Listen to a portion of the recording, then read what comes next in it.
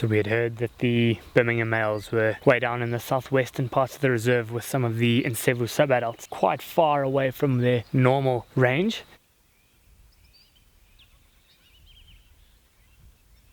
Both of these males are in pretty good nick. The one at the back with his head up and grooming, he was the one that was involved in a skirmish with the Birmingham males a couple weeks ago. It's been a pretty warm afternoon, and so what we're hoping is that they get up from here. There's a water hole not too far behind us, and they all head across for a drink.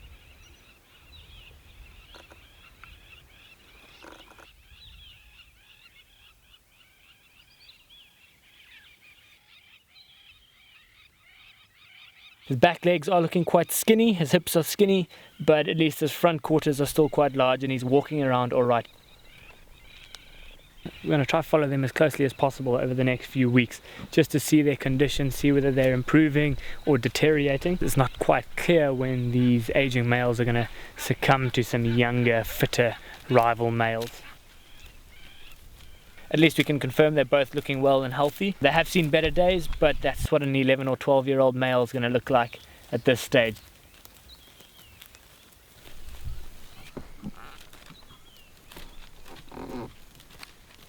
They're heading straight towards the water. Let's hope they line up and have a drink right in front of us here.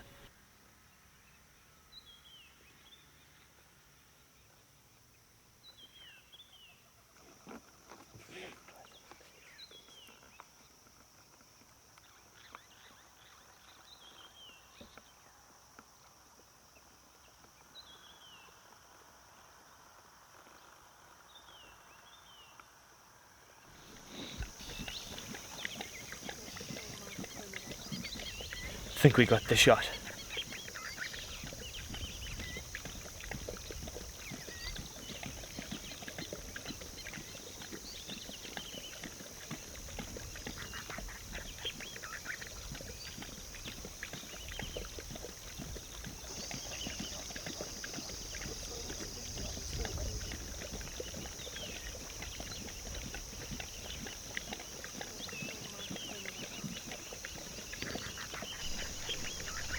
Fingers crossed they can hold on to the territory for a little bit longer, let these subadults establish themselves before some new males move in and take over.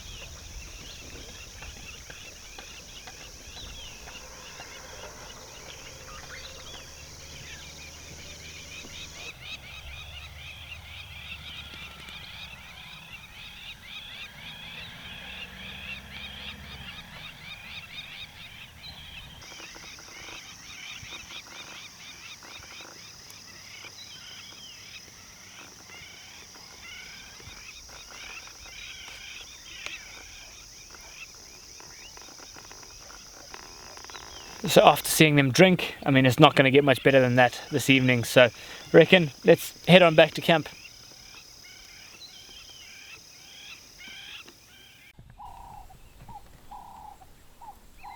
We are now currently with the Mawelawela Male.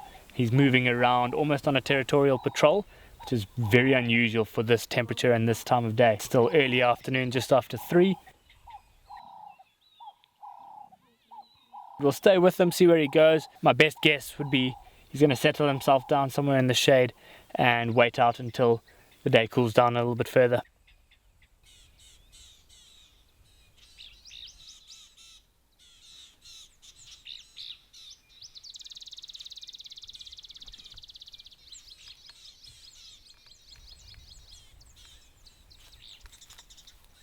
So what's incredible is the Mawelawela male is known to be a very skittish male and very difficult to view. So just the fact that he's moving around very slowly and casually like this without running away from us is incredible, giving us amazing views.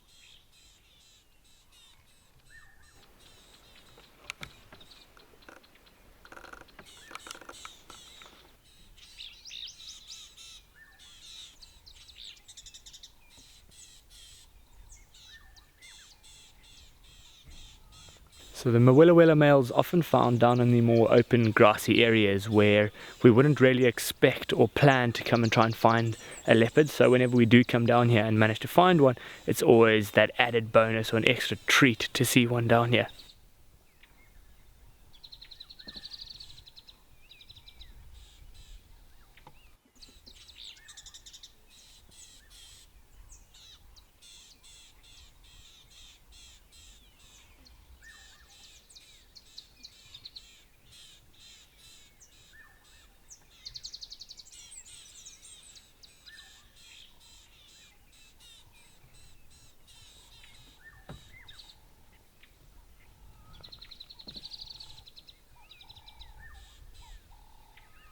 So we're going to try and move the vehicle to get around in front of him. Let's just hope he doesn't move and come down from this mount.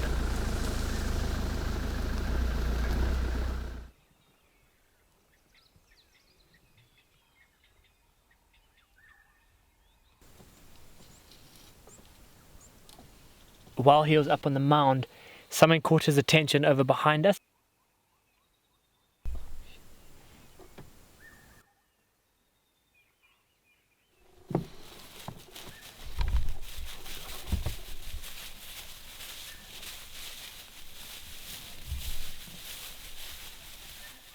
It appears as though there isn't too much back here, just a few zebra. Maybe that's caught his attention and he's come across here. He has been known to go after young zebra in the past, so it's not completely out of the question.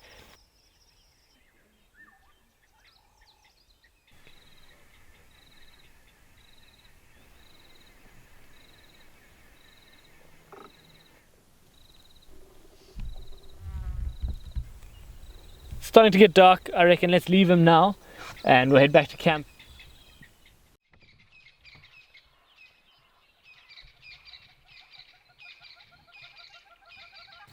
This morning we're spending some time at the wild dog den, and it's incredible to see how quickly these pups have grown.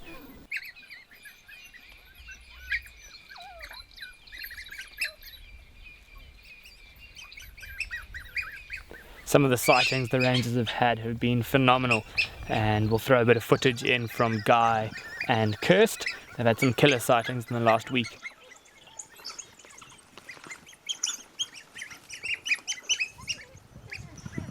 Now that they're about 7 weeks old or so, their dependency on their mother's milk is negligible, and so they're relying a lot more on the meat that's regurgitated from the adults when they return from a hunt. This is going to help them grow and develop a lot quicker now. So you just regurgitated some meat and then they all eat it.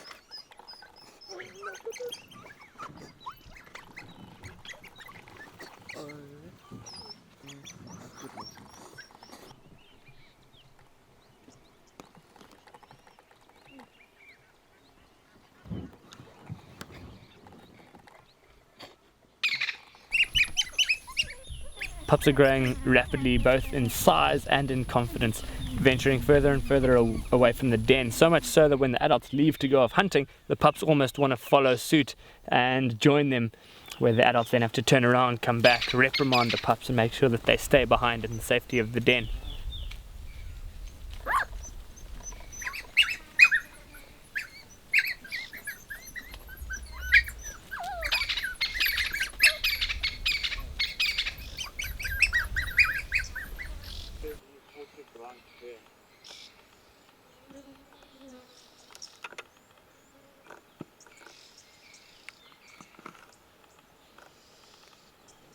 They're starting to develop their colour on their coats, their fur is getting a little bit longer, although they are still very clumsy and tripping over themselves and stumbling over their own feet.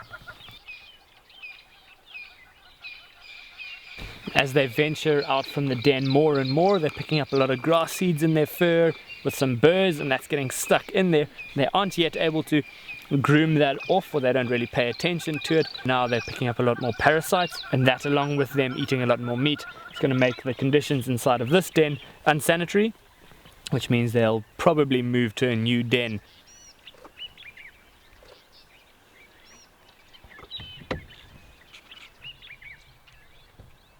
It's incredible just to see how playful and active they are. They're just developing that confidence in themselves.